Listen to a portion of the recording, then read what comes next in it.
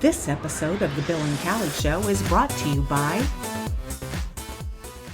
Brown Insurance Group has been providing coverage to municipalities, companies, and individuals in the region for over 73 years.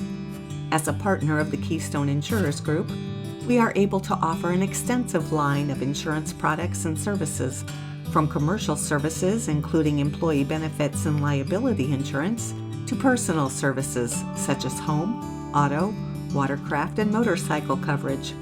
We are also committed to our community.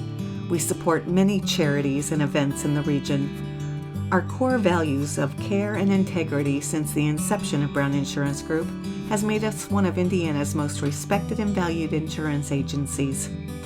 To make an appointment with one of our experienced specialists, call our Highland Insurance office at 219-972-6060. Brown Insurance Group. Small town values, big time resources, going beyond expectations to protect you and yours. The Bill and Kelly Show is recorded at Studio A at Executive Suite Squared in beautiful Hammond, Indiana. Now, here's Bill and Kelly. Hi, everybody, and welcome to our show. Today, we are lucky enough to have the gorgeous Maggie Reister and the beautiful Ruth Halstead, who are here to talk to us about a very important event that's coming up. And so I'm going to hand it over to Ruth, who is going to say why they are here, and we're going to talk about some things. Okay, well, we are here because, and this is so exciting, there's something to celebrate on March 8th for the day, the month, and the year. The day is International Women's Day. Woohoo! Exactly, I know. International Women's Day, I love that. Yep. It's a time to celebrate us as being women, not just our relationship to someone, you know? Us as individuals Yes. and all the power we hold. Yes. Just as mothers or not That's right. mothers. Exactly. And what we contribute to the world. It's also Women's History Month. March is Women's History Month. Yay. So to appreciate the history of all that we are. All the things that women have given to this world, Mhm. which And is then a lot. And then it's also the 100th anniversary of the women's vote in America. So 1920. 1920. Women right. finally got the vote in our country. All those suffragettes working their little hearts out to get us that right. They Thank did you, ladies. For decades. Yes. Tirelessly. So 1920, and we are in 2020 now. So it's the 100th anniversary. 100 there's years. Women's suffrage. There's just really a lot to celebrate, and we wanted to celebrate it on that day, March 8th, at the Unitarian Universalist Church of Hobart. So that's what we're here for, to talk about. Yay. Talk about that. All right. So tell us what will be going on. Well, normally on Sundays we have a 10 o'clock hour when we can explore a subject in more depth. We're planning to build on all the walls of the Fellowship Hall a timeline of women in history. There are some amazing women in our own faith tradition, in the Unitarian Universalist faith tradition, who were pioneers. One of the first woman minister who was ordained and recognized by a denomination was Olympia Brown, for example, who lived from 1835 to 1926. So one of the very first recognized ordained women ministers. So at least she lived to see the women vote. She did. Yes, she good did. for her. She did. She probably got to vote. 1926. She probably was out there. Yeah, she was probably out there I suspect working she hard was. for it too. I'm sure. I suspect she was. That's one of the focuses of Unitarian Universalism. We're very, very dedicated to social justice. So we have an actual ministry, social justice ministry, where we focus on different areas that are, not equal or not just in some way, racial justice, gender equality, the environment, and so forth. So Yes. that's just a very big, important focus of the denomination. So at 10, sorry to interrupt, but at 10 o'clock, at the UU Church in Hobart, we will be doing that timeline and just kind of honoring these women through time. Yes. Probably from Olympia Brown in 1835 to Malala and Greta, Yes. right? Like what Exactly. women and young women have contributed. And then at 11 o'clock, 11 o'clock is our worship, And our worship team for that Sunday will be several members who will be sharing some of their own personal stories. I'll be talking specifically about women's suffrage and some of my experiences, which I can share later. Ruth, you're addressing each of us is taking a different perspective on either women's suffrage or women's history. Yep. Janet French is going to be talking about the liberation movement, because that was big in her life. I'm going to be talking about International Women's Day, and then Valeria is going to talk about race in the women's history and the women's movements. Which was a big impact. Yes. You're kind of sense working down the timeline as you A little bit, because because we're all different ages too, Right. you know. And then we've got Lilia, who's in high school, and she's going to talk about what it means to be a feminist to her generation. Right, in this yes. next Exactly. generation, and then progress up as they get That's closer. beautiful. But yeah, it Isn't is. that great? It's Yeah. I visually love that. very, Trying to get very great. the historical perspective, as well as our own stories. I mean, as time goes by and we experience and learn, there are all ways in which we're privileged, and there are all ways in which we've experienced some oppression, if you will, Right. or where things weren't quite fair or equal, and so just continuing to strive for that. Sure. And society is. Is it weird that the What song about from goals? Mary Poppins is going through my head No, right now? it's not weird. Where's It's the really not. soldiers and petticoats? Yeah, I know. That's like what women's suffragette. That's like keeps going through my head. And it's actually one of the first things that popped into all of our Okay, heads as we good. started It wasn't planning just this. Yeah, me. you get two theater people on the same page. Stuff happens. Yes. I think Yes. 80% of my brain is song lyrics anyway. So You can't help it if you're wired that way, right? yeah, exactly. No, I love that line. Our daughters will adore us as we sing in grateful chorus. Well done, Sister Suffragette. Yes, exactly. And now did you know you were turning into a musical today? Yeah, entertainment while you watch. That's right. That's exactly the feeling we want to have here, Yes. is that we are honoring the women who have come before us. We are honoring our place in time and what we've contributed. And then we're looking forward to the That's right. future.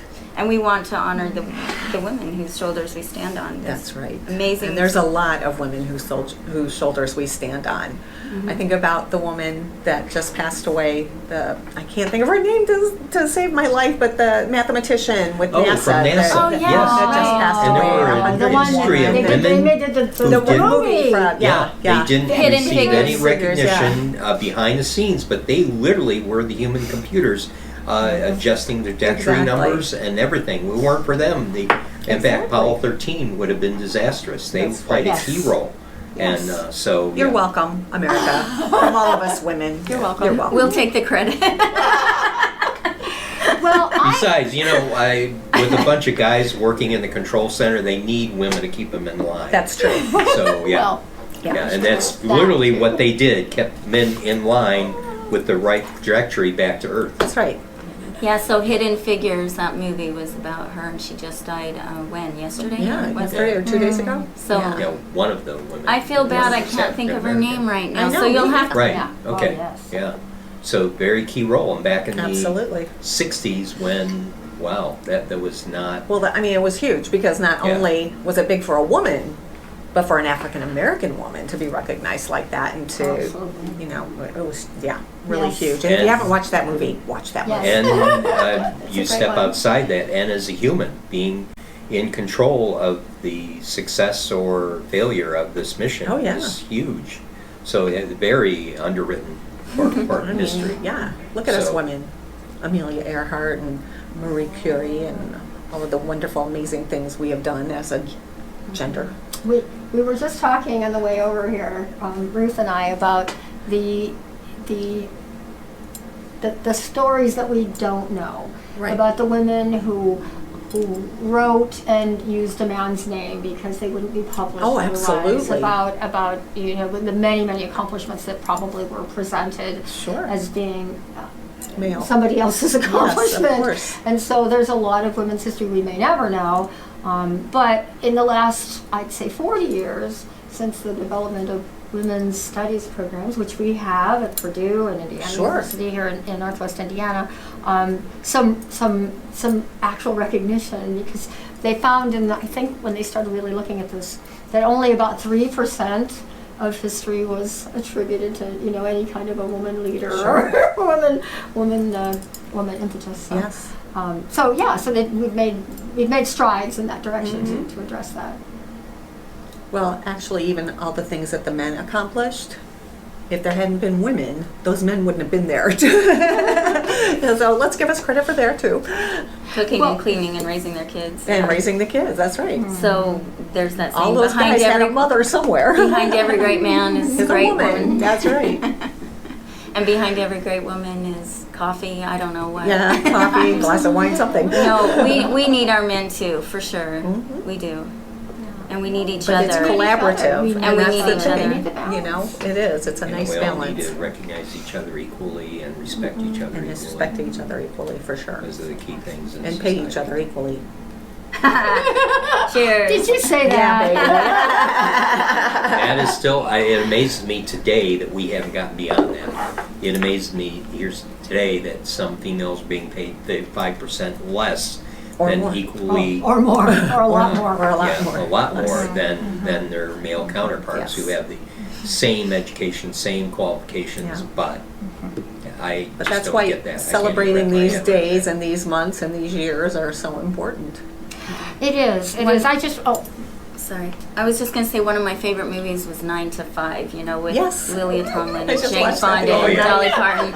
And my daughter and I watched it this week, so it's fresh on my Yeah, I mind. just But watched So we went to see the play. We saw the too, musical, play. yeah. they did. That's such an amazing movie, and it really gets to the heart of that equal pay, equal recognition, Sure. equal treatment that we're still striving for in this country.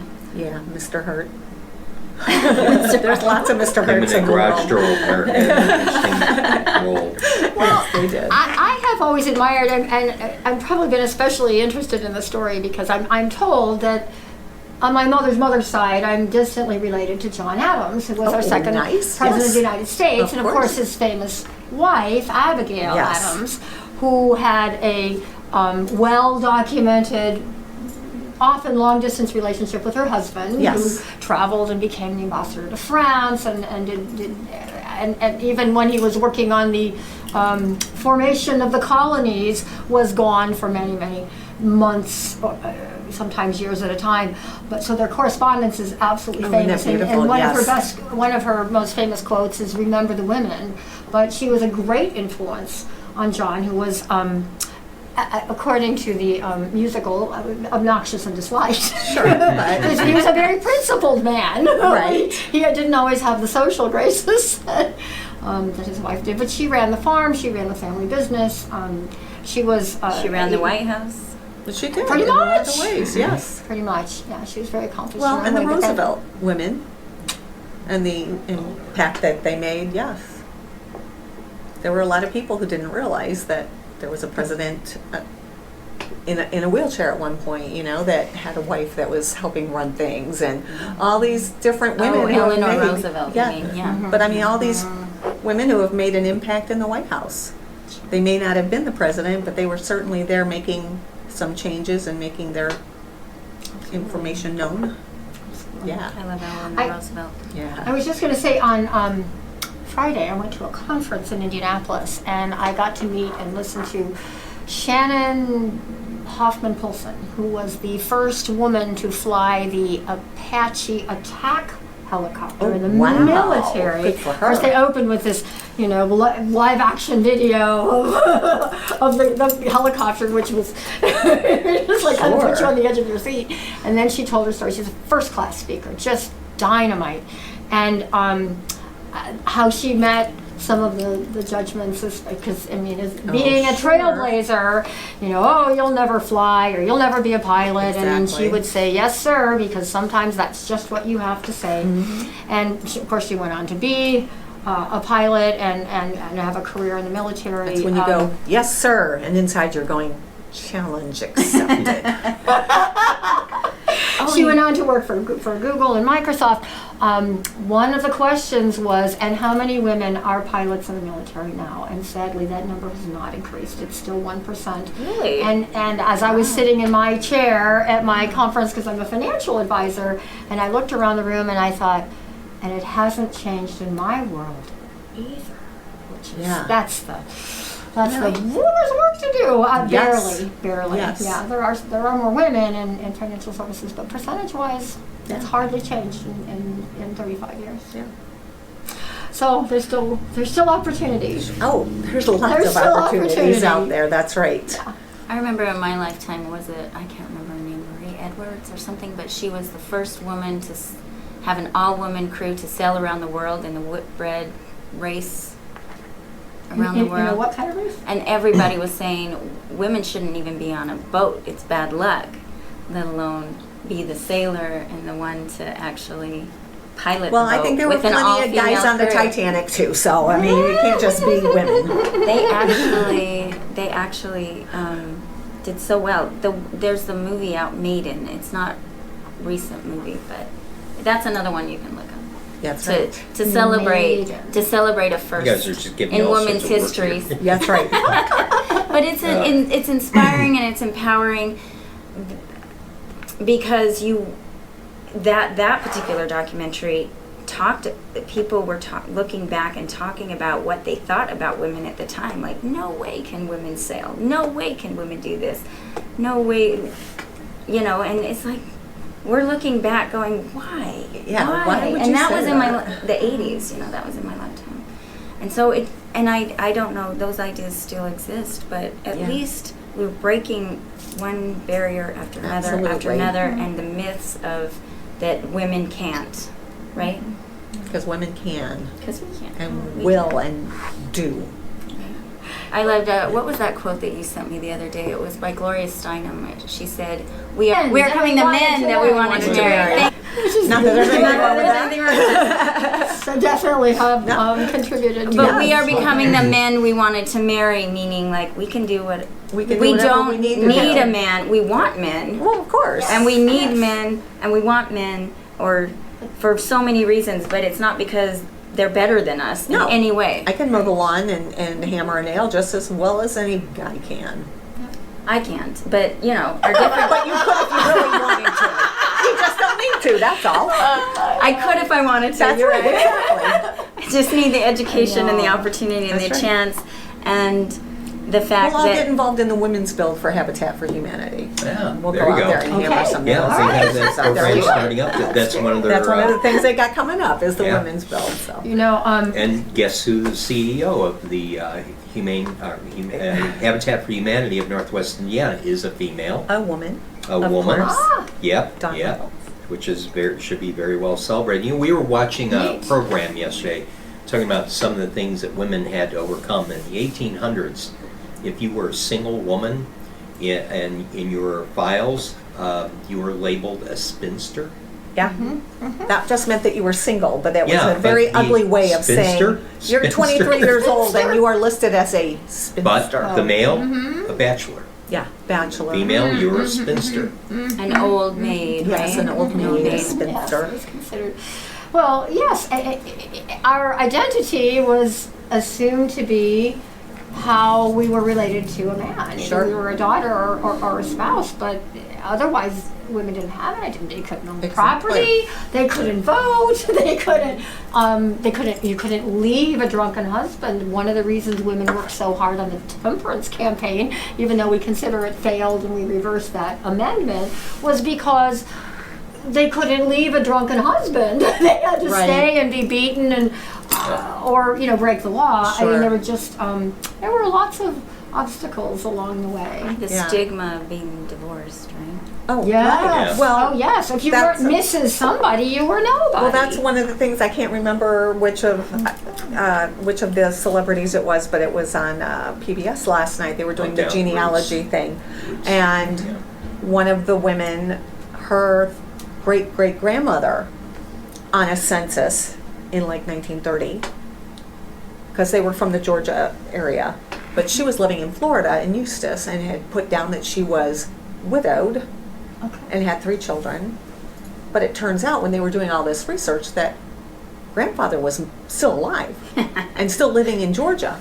But they had split up, and she couldn't have bought a home or done any of these things. And the stigma of your husband left you or you left your husband would have been horrible. So she told everybody her husband was dead. Oh! Yeah, and we need to have it. in our name Miss or Mrs. We have to be identified as single or married as well, right? Where a man doesn't. He's just always Mr. his whole life. Right. And we're Mrs. his first name and last name, so we lose our identity. Yes. So it was really cool. I remember when I saw Miss Magazine, I was like, what? Oh, There's exactly. another distinction Ms. that doesn't tie us Ms. to our marital status? Or how do you say Yes. it? Yeah, that's right. Am I saying Ms. it wrong? Ms. No, you're right. Right. Yes. Okay. But in the same show, they were talking about a female that inherited a factory because her husband had died, but the bank refused to give her a loan because she was single Because she She's was a female. woman and and was had by kids, herself. but still, I mean, She was a widow, and too bad, And- so sad. you know, she was the one, I mean, because of his death, she was next in line to get the factory, but she couldn't keep it running because the bank wouldn't give her a loan. Yep. So. So what was it? Ruth Bader Ginsburg, was it, when she was fighting for the, what's that term, sexual harassment or? Yeah. No, on the basis of sex, right? Where that became a term, sex discrimination. Oh, That's okay. what it was, sex discrimination. What did she say that, like, we're not trying to be better or take away from men, we're just, trying to take your hand off, take your foot off of our throat, right? Yeah. Just like, let us be, like, quit pulling us down and Yes. keeping us down. We have a lot to offer and give, and most of it is to help men too, Yes. What women have to give is to help raise our men and our husbands and support them, and we just want to be supported at the same time. Whatever we hold choose us to down. do. Exactly. We will improve the world. We will change the world for the better if you Darn tootin'. get that foot off our throat. And so I know I'm not quoting it right, so I'm sorry. You'll have to correct everything I'm saying wrong. No. Well, you guys are really putting a load on the editor. Not really. Yes, the editor's going to have some work to do. Harvard Business School did. But Ruth Bader Ginsburg, I guess. Yes, I don't know. be She wrong. cannot die yet. Harvard Business School actually did a massive research report about the difference between companies that had women in leadership and in the boardroom and companies that didn't, and they found that the companies that had more female representation actually had better profits, and that was the first time I think that Wall Street started to pay attention. Like, oh, maybe we should hire more women. Yeah. We don't always go out and buy Gucci shoes just because there's money somewhere. No. We actually impact the bottom That's line, right. and that should have impact. Well, one thing I'll just from my career that I observed, because I've had both female and male bosses, under and I had some great bosses. One in particular, there was a change in culture when she took over. Inclusiveness was that was our operating standard. We could not have a meeting, and I always operated that way anyway, but her meetings that she held was very inclusive, getting people's opinions, making sure people bought into a project or getting their input.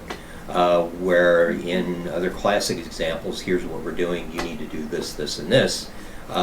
With other female management, I just witnessed a lot more buy-in, a lot more less dictatorship and a lot more buying in, which in all cases that was that I could remember.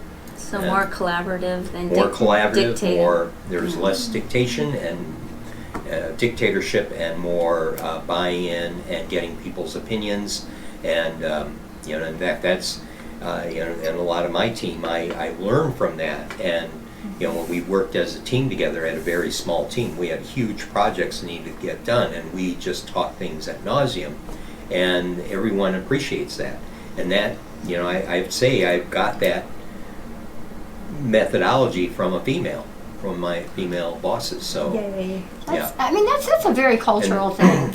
That top down almost a military model of leadership that has started to give way or be impacted by a quote unquote female or woman style of leading, which is more, as you say, Less inclusive ego, and more collaborative. Exactly. Less That's ego, like we're all more in this logic. together. Exactly. But that's a good point, Maggie, that we are all Americans in this culture, and we are trying to expand to International Women's Day, which is the world, the globe, Exactly. right? And we are different than like a Buddhist country or a, Middle Eastern or. Sure. I mean, their challenges are so much Greater. greater. Yes, they really are. And I don't know what comes to mind when I say global women's issues. What comes to mind when you think globally is, sex So much. trafficking. Oh, And There's That's women, everywhere. a lot of girls problems. carrying water from the river to their house, and they can't and go not to being school able to go because to school. yeah, Yes. and not being able because they to have go to stay school. home and take care of the children and cook and do all the things that the mom does. That's their job. Right. know. Genital mutilation. Genital Oh, mutilation, yes. right. Yeah. Horrid. So while I know we've got a lot of strides to make in America still, we also need to think globally, and what yes. we can do and help in those Exactly. areas as well. And I don't know what the answer is yet. I'm not trying to, but just I think at the UU service, I think we want to acknowledge that the suffering of what women have been through all around the world Right. in time and place. And how things are getting better, but they're nowhere near where they need to be. Right, they are getting better, and they're nowhere where they need to be. It's- So where is this service going to be? Tell people where it is and how they can find out more. The Unitarian Church, and Which is beautiful and I first historic and walked into gorgeous. this lovely little church. We're coming up on our 150th anniversary. Yay! This is a historic building on the National Registry, right by the railroad tracks in downtown Hobart. So we were part of the historic district of downtown Hobart. It is the First Unitarian Church of Hobart is our official name. On 5th and Main, or 497 Main Street is the address. As we mentioned before, our workshop or religious education hours at 10 and worship is at 11. We still have an old-fashioned bell tower. Oh, I and love we it. ring the bell every Sunday. 11 o'clock, listen for 11 o'clock, it. listen for the bell in town, and it's just a lovely thing. And we have original pews. So the old wooden pew, we do have some cushions on them. It's a little hard. So we have cushions on them, but they are the original pews. So it's a truly historic building and It's a experience. gorgeous building. It's a It really lovely, is. it's a It's very lovely pretty. church, and we think it's really special. Just to have people know that we are the only Unitarian Universalist church in Northwest Indiana. So we think it's a treat just to come and visit. But this is a special celebration of International Yes. Women's Day, National Women's History Month, as well as the 100th anniversary of the suffrage movement, the right to vote for women in this Beautiful. country. Right. One of the reasons why I love going to the Unitarian Universalist Church.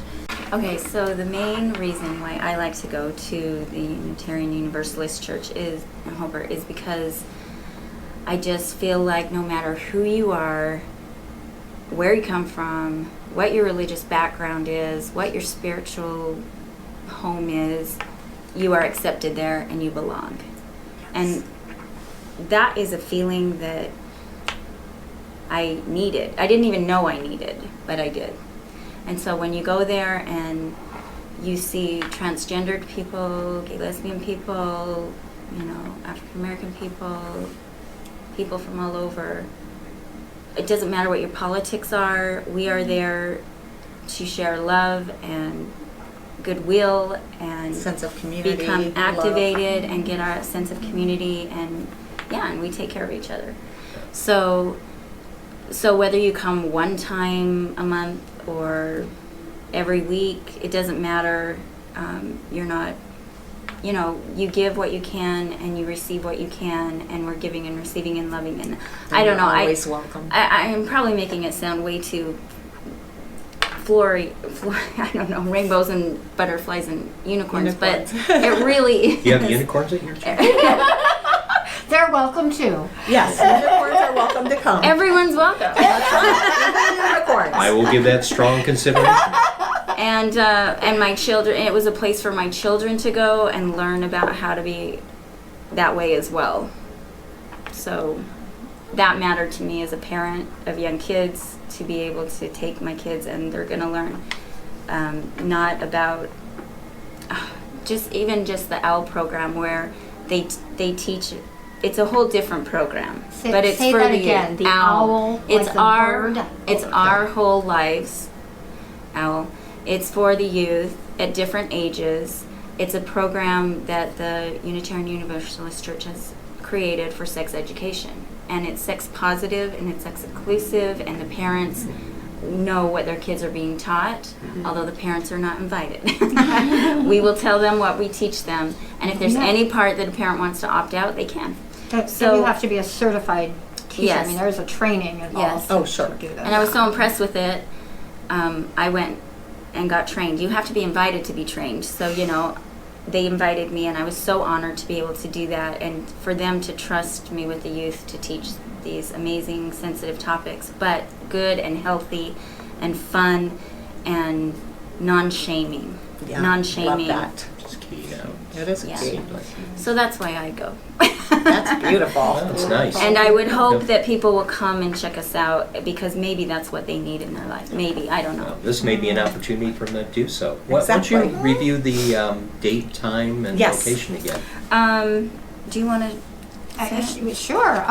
This is going to be March 8th, International Women's Day, at the First Unitarian Church of Hobart, which is located at 497 Main Street, 5th and Main, in the historic center of downtown Hobart, by the railroad tracks, across the street from the Dairy Queen. I was just going to say, by the Dairy Queen. You can find it easily. It's across the Boom. street from the Dairy Queen, right on 50. It's right on 51, if you know 51. At 10 o'clock is a presentation on women's history with a women's history timeline, which will be very participatory and educational. And at 11 o'clock is our main worship service, where there will be multiple perspectives on International Women's Day, National Women's History Month, and the 100th anniversary yes. of women's suffrage in this country. So it's very exciting. We'll address race and our time and place. It will I be love beautiful. it. It I'm so will be. excited for it. It will be. Can I, Sounds like a do we great have event. 2 more minutes? Yes, of course. Let's go right Well, ahead. I just wanted to share what brought me back to the Unitarian Church, although I have attended the Unitarian Church from time to time since the 70s, so that was my first time at the Unitarian Church in Hobart. But I was actually a Unitarian kid in Massachusetts. There's a lot of Unitarian Universalist churches in the Massachusetts area and then the East Coast and West Coast.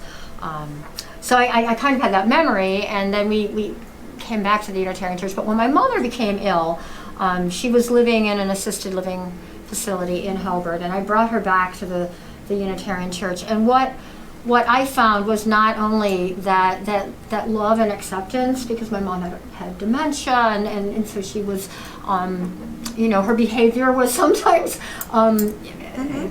unexpected, Yes. and we were so welcomed and cared for and embraced, and I felt like I had come home, and it was almost an indescribable feeling that I still have, that sense of community. Our extinguishing of the chalice when we turn off the candle, which is a symbol of Unitarian Universalism. We extinguish this flame, but not the light of truth. The warmth of community and the fire of commitment. These we carry in our hearts until we are together lovely. again, and it almost makes me cry. So Yes. I love the continuing search for universal truth and the acceptance and the welcoming. That's beautiful. The key thing Yes. is community. Yeah. Yes. Yeah. Acceptance and love and all of that. Well, that's- Beautiful. Man, this is So hopefully we'll see all of you Yeah. at the Come and join us. Unitarian Church on the 8th of March for International Women's Day. Woo! 10 o'clock a.m. or 10 11 or o'clock 11 a.m. for is the the main thing. service. Yep. Yes. You'll They're see gonna these be- ladies here for sure. Yeah. And so with that, we're going to wrap it up. Anything last minute that you want to say before we say goodbye? I don't know. You can check us out on our website Yes. or on Facebook on First Unitarian Church of Hobart. There we go. All right, everybody. Thank you so much for tuning in, and we'll see you later. Bye-bye. Bye for now. This episode of The Bill and Callie Show is brought to you by Brown Insurance Group has been providing coverage to municipalities, companies, and individuals in the region for over 73 years. As a partner of the Keystone Insurers Group, we are able to offer an extensive line of insurance products and services, from commercial services including employee benefits and liability insurance, to personal services such as home, auto, watercraft, and motorcycle coverage. We are also committed to our community. We support many charities and events in the region. Our core values of care and integrity since the inception of Brown Insurance Group has made us one of Indiana's most respected and valued insurance agencies. To make an appointment with one of our experienced specialists, call our Highland Insurance office at 219-972-6060. Brown Insurance Group. Small town values, big time resources. Going beyond expectations to protect you and yours.